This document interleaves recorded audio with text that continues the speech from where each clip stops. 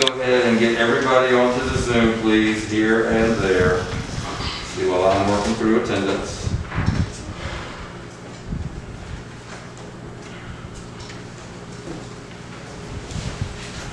Let's see.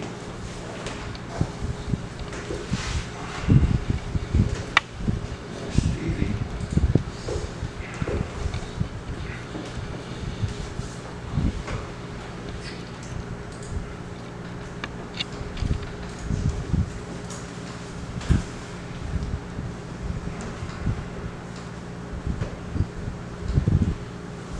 Okay, got Tori Trill. I'm looking for Michaela, Kyle, Ryan, and Kalia. There's Kyle. Of course, those of you in the room, be prepared to mute when you enter. All right, Stevie, we'll talk about the presentations in a few minutes. You're not the only one who has asked for an extension for some more research time. I know I have at least one group that is ready. Is there anyone else, before we start class, that knows that they're ready to present today? Anyone else? Okay. All right, Simona, thank you for the heads up. Anybody else can put in chat kind of where you are sitting right now. I know that at least one group will be starting today. And I know you didn't have a terrible amount of time. Let's see if Ryan is caught up. Now, as y'all know, y'all haven't seen me since Monday because I had a personal day on Tuesday and the econ class yesterday. The good news is I finally finished that econ class. I don't have to spend 5 hours every Wednesday doing that anymore. Our 8th session was yesterday and I am done, so I'll be back to normal on Wednesdays. Okay, Latrell, I got you. And so, you know, we're going to try to see if we can start some of our presentations, even though y'all haven't had me to direct your presentation research the last few days. I'm proud of the ones of you that have been able to get some research done and are ready to present today. So we're going to go from there. A quick disclaimer, some of you may know that in the room, but the students that are online, you may not be able to tell that I am being videotaped today. This is for central office purposes. So just be yourselves, be normal. And ignore the camera. Try not to let that be a distraction for you, all right?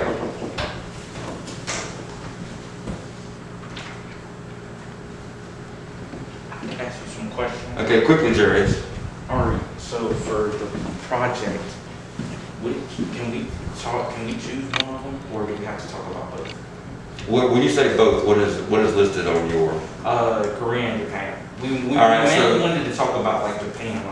Yes, I think you should focus heavily on Japan, but you need to make sure people understand Korea to a degree. Now, Korean history is tied pretty tightly to Japanese and Chinese history. Okay. You can almost view it as a little bit of an amalgamation or a combination of their two histories. When China had the most influence on them, when Japan had the most influence on them. I want you to especially make sure, the main thing I want the kids to get from Korea is the current state of our situation with Korea. Okay. So I want you to talk about post-World War II, post-Korean War Korea, divided into North and South. All right, and so if y'all can make sure that the class is at least introduced to that, then you can focus heavily on Japan. Okay. Yes. All right, sorry for the distraction.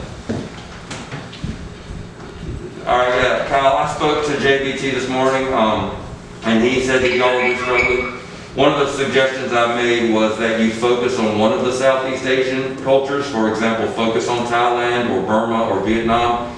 And maybe if you're focused on one individual civilization, some of those pieces will fall into line better than trying to cover multiple civilizations from that entire region. All right?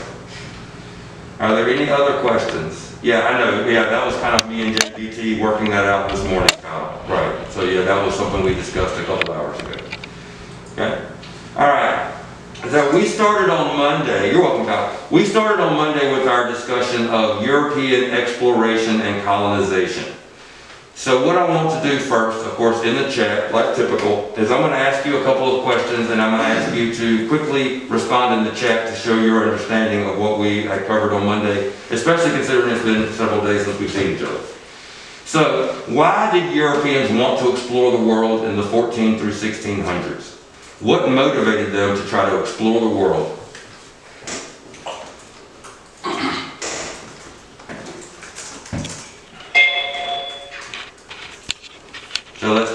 answers in chat, please.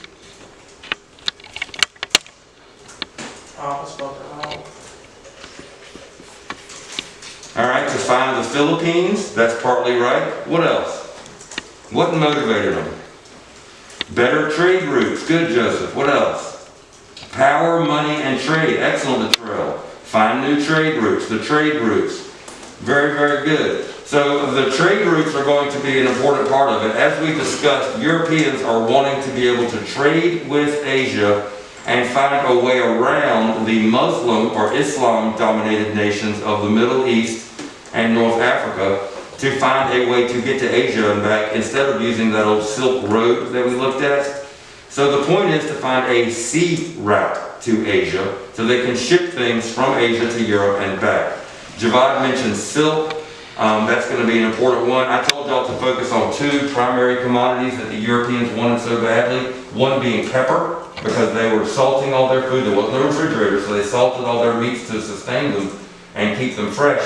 And you can imagine pepper kind of balances that out, adds a little bit of savory to balance out the saltiness. And so pepper became a big deal in Europe in the Middle Ages.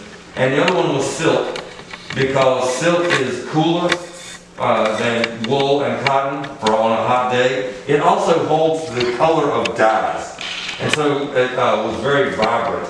And so it was a sign of your wealth in the Middle Ages if you could afford silk clothing. And so to us, they look like rodeo clowns when they're better, they're covered in these multicolored, rainbow outfits from the Middle Ages when you see pictures of Shakespeare and things like that. Really what they're doing is flaunting their ability to have very vibrant colored outfits after thousands of years of everybody wearing dull browns and dull grays on cotton and wool.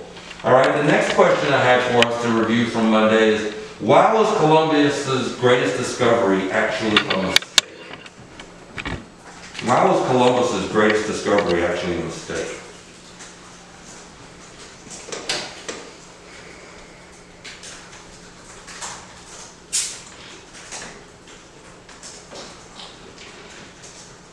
He was looking for Asia, not America. He misjudged the Earth's size. Good. What else? He thought he had gone to China by sailing around the world. Excellent, Bethany. So let me jump to that map page on my presentation. And let's take a quick look at this and describe what Bethany and everyone is describing. Okay, so what they knew the Earth was round. So if you're following my mouse here, they thought this was the shape of the round Earth. All right? And so they had discovered it was round. As I mentioned, Galileo had mapped out the solar system. Copernicus had determined that the sun, that we orbited the sun instead of vice versa. They had telescopes to judge the stars. They could tell the Earth was round. As I mentioned earlier in the year, the ancient Egyptians knew the Earth was round. The real thing is they thought this was all there was. All right? So Columbus thinks that if he takes off from Spain and Portugal and heads west, okay, that he will pop out over here and find a new route between Europe and Asia, between all those products in Asia that they wanted. Of course, as you know, Columbus stumbled across this area, thought that he had landed in Asia, mistakenly called them Indians. Of course, it didn't take long for him to realize he was not in India and that he had discovered a new world, come back to a new part of the world, and he would come back to Europe and spread that around. Now, we'd also discussed on Monday that Columbus was technically not the first person to make this discovery. Leif Erikson, a Viking, had landed up in Denmark and the Canadian coastline up here, but the difference between he and Columbus, he had done it about 500 years earlier, and he didn't really tell anybody. The difference with Columbus is he spread the word that they had found this new place. And so he kind of rediscovered it for Europe and made it very well known in public. Okay, so today we're going to be, let's see if you can look at our plan for today. We're going to continue our explorations of imperialism notes. We're going to try to get at least one or two of our presentations done. I'm going to introduce your homework for tonight, which is an imperialism article and questions. We're going to finish the article tonight for homework, and I'm going to let y'all know that you're going to have a quiz on this unit on Monday. Okay, so are there any questions? Go ahead and open up your Unit 8 study guide. And let's pick up where we left off with our presentation on exploration, imperialism, and colonization. So we had left off, quick review, we had discussed why they explored, we had discussed how the Muslim countries blocked Europe and Asia from each other. We discussed Christopher Columbus and his kind of voyage. I told y'all we're not going to be memorizing all the explorers this time. Finally, we discussed the Columbian Exchange. Who can tell me briefly what the Columbian Exchange is? Anybody? It's sitting right there. Who can tell me? The things that they traded between each other. Very good, Javad. So anything traded from the New World to the Old World. So we spent several minutes discussing how, Europeans had never seen a pumpkin. They had never seen a tomato. They had never seen a potato. That the Asians had never seen coffee. They had never seen a horse. They certainly had never seen the European diseases, European and African diseases that Europeans had resistance to and the Indians or Native Americans did not. We talked about how Europeans quickly became addicted to things like tea and coffee that they had not seen prior to.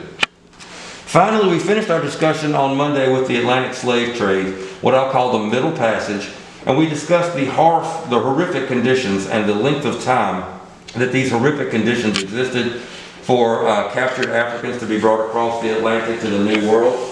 We discussed how they were captured, how African tribes would conspire against each other to capture and trade slaves to white slave traders on the coast of Africa, not to take away any of the guilt that whites bear or Europeans bear for this passage, but to say that it has more nuance than just the simple idea of whites kidnapping blacks from Africa.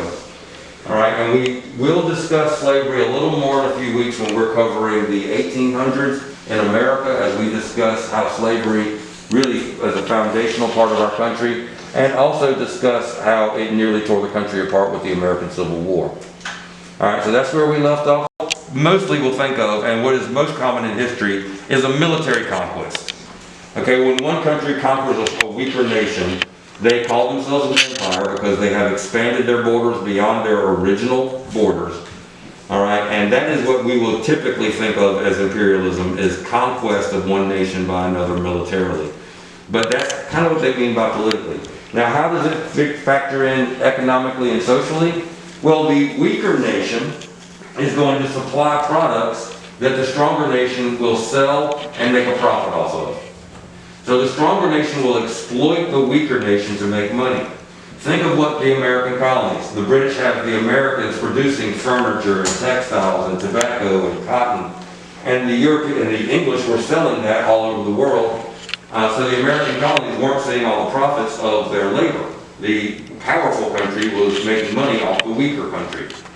Socially, what is meant by socially? This is things like forcing people to change their language. The British take over India and start teaching English in the schools, and now most Indians speak English and Hindi. They speak multiple languages because they had to be able to speak English because that's who controlled them. Hong Kong in China, there are English-speaking Chinese. In the Philippines, you have Spanish-speaking Asians. So they would force people to adjust to the language of the conquered people to adjust to the language of the nation that had conquered them. And of course, part of this would be religious outreach. Not only would they force nations to adjust their language, but they would force nations to adopt their religious beliefs. And this was a hugely important aspect for the Europeans. Spreading Christianity and being missionaries was a major motivating factor alongside these economic factors and power factors for the Europeans. Remember that they had this strong belief that if you have not been introduced to the teachings of Jesus Christ and you have not been baptized or take Jesus Christ as your Savior, then you don't have a ticket to heaven. And so they feel like they need to save souls from around the world. So it's not a mystery why the two most common languages spoken in the world are English and Spanish, because the English and Spanish conquered so many people and made them use their language. And that the most common religion in the world is Christianity, because these European nations conquered people and converted them to Christianity. So this period in history is going to have reverberating impact on the world we still live in. Now we're going to break down imperialism into the old school, which we've already started discussing, And then a new form of imperialism that will pop up in the 1800s, which will be more closely aligned with things like Germany and Japan and the world wars. All right, but we're focusing now on old school imperialism. Think wooden boats for now. All right, so the old imperialism is from 1500 to 1800, and this is circa, so around 1500 to 1800. The Europeans will establish colonies in both North and South America, India, Southeast Asia, Africa, and China. So everywhere, every continent on the earth except for Antarctica had European colonies. You can view this as Europeans exerting their power and influence to kind of conquer or control these areas. So this is not always peaceful.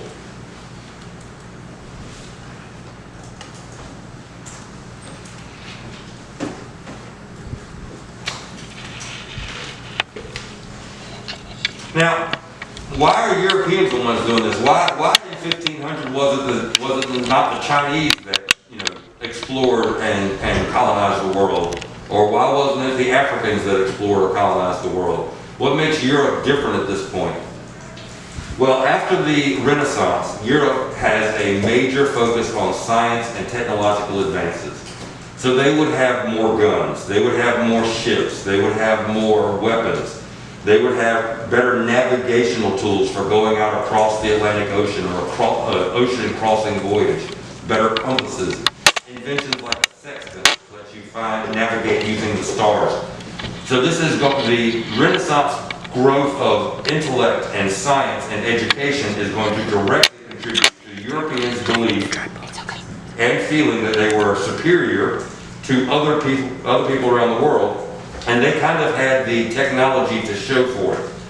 All right, so I talked about how like a European appearing in South America would almost seem like an alien to the Native Americans there. How did they figure out how to cover their body in shining metal? How do they have this 4-foot-long stick that sounds like thunder that can shoot a lead ball 100 yards? How are they able to tame animals, giant animals like horses? They would have seemed almost like aliens to some of these other cultures, and the Europeans would have thought, look how superior we are to them. Of course, this is going to lead to a long-standing European sense of supremacy, okay? And you could argue very easily that we are still fighting against some racist and prejudiced tendencies amongst Europeans that began in this time period.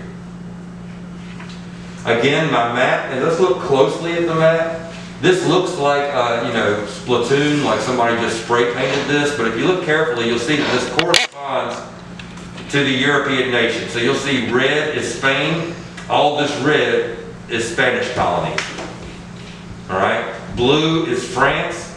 French had all of the sub-Saharan and Saharan Africa, Madagascar, what y'all think of today as modern Detroit and the the upper Midwest of the United States. They had Thailand and Vietnam. All right, so the French are spreading throughout the world. Now notice the English. They're going to be in deep red, this kind of maroon. You see that they control Canada, the American colonies, for example, where George Washington and Hamilton would rebel and start our nation. All right, the English would control parts of the coast of Africa, the central eastern parts of Africa, sub-Egyptian. South Africa was controlled by the English well past World War II. They would control parts of the Middle East. They would control India, which would be their most prosperous colony, the jewel of their empire. They would control parts of the East Indies, of course Australia and New Zealand. And so the British Empire is so large that it was the largest empire in the world at the time. And they said that the sun never sets on the British Empire, because no matter where the sun is in the sky, it's shining on the British Empire at some point. It's daytime over some part of the British Empire at every moment of the day. Okay? Now, the British and the Spanish are going to have a natural rivalry. You can see that the British and the Spanish are kind of dominating. The Spanish will have the Philippines. The Spanish will be the first to explore Japan. So there's going to be a natural rivalry between the British and the Spanish, which will culminate in a battle in 1588, where it's called the Spanish Armada, where the British fleet will defeat the Spanish fleet, and then the British will be the most powerful country in the world. Most powerful nation probably that ever existed since the Roman Empire. That's who we rebelled against to create our country, was that powerful Britain. So the new imperialistic era that we'll get to will mostly follow the American Civil War. And you see, this is a shortened period of only about 40 or 50 years. And this is going to focus on Japan, the United States, Germany, and other industrialized nations who had not gotten big empires like most European countries have, kind of trying to get their own empires. All right, and we're going to focus when we get to this point mostly on Asia and Africa, and the decline of the British and Spanish empires left them vulnerable to being conquered and taken by places like the United States and Japan and Germany. So this new imperialism will be major causes of World War I, and we'll get to that later. All right, the causes of imperialism. All right, the need for natural resources and new markets. Okay, place for growing populations to settle. European countries were becoming relatively crowded, not compared to, for example, China, but they were relatively crowded. And some of them wanted some just extra room to live in, places for their people to go colonize. A lot of Europeans, of course, came to America. All right, and places to invest profits. As you may know, the colonies of America were started by investment companies. People donated money and invested money in a company, and if that company comes to the New World and makes a lot of money selling, for example, tobacco or cotton, then the person who made that initial investment gets a lot of money back. All right, so what you're kind of seeing there is almost like a miniature version of the stock market, where you invest in a company or a colony. They make money, you make money. All right, political reasons why they wanted to do this. The British created bases all over the world. I think at some point they had something like 300 or 400 different naval bases around the world. So their ships could come safely to port almost anywhere in the world. Right? They had somewhere that they could quickly get to keep their ships safe and refit and restock and rearm and give their soldiers, a night off from being at sea. They had bases all over the world because they had such a huge empire. Okay, it gives you security to have a global empire. It's hard to mess with Great Britain during this time when they can call on 50 different nations to fight for them. All right, they're very, very powerful. Okay, there's a level of stability. You're almost too big for other countries to mess with you. Now this last one, nationalism. Nationalism is an extremely strong feeling of the superiority of your nation. Here in America, we are very nationalistic. When we celebrate the 4th of July, when we wave the flag, when we talk about how lucky and proud we are to be Americans, and how we consider ourselves to be blessed on planet Earth for being Americans, that's nationalism. That's kind of this belief that we are superior because of the quality of our nation. Not to say that Mr. Dunevant is better than somebody from China. Not on an individual level. I'm talking about that we have a better system in place, and we're very proud of our system and our nation's accomplishments. Now, nationalism is good. It is kind of very close to patriotism, right? And so there's nothing really wrong with that, but you can imagine a situation where nationalism can cause conflict as nations begin to focus on, I'm better than you, I'm better than you. Eventually they're going to want to test that out. World War I would almost be an example of, nationalism gone crazy to the point where everybody's like, let's have a rumble and see who's best. All right, some of these social causes. As I mentioned, there would be political, economic, and social reasons why these people would want to explore and colonize. They wanted to spread Christianity. All right, this is a huge deal. Obviously, tens of billions of people since have been influenced by Christian religion that would not have otherwise. They wanted to share Western civilization, literally spreading the teachings of Aristotle and the art of Leonardo da Vinci, okay, the writings of Shakespeare to other cultures, okay, and they believe that their ways are best. Now, when I say Western here, I want you to think of that as being your kind of human nature, right? I mean, we compare ourselves to our neighbors, we compare ourselves to everyone, we compare ourselves to our co-workers. And so, over time, people are going to develop feelings where they use this in an evil manner. And finally, social Darwinism. The Europeans believed that this was almost like survival of the fittest. We're better, we're superior, so we should rule. Now, this is way before Darwin had come up with this theory of evolution. So this is applying something backwards through time that didn't exist at the time. But it does kind of explain the European mentality. We should rule because we are better, is the way they thought.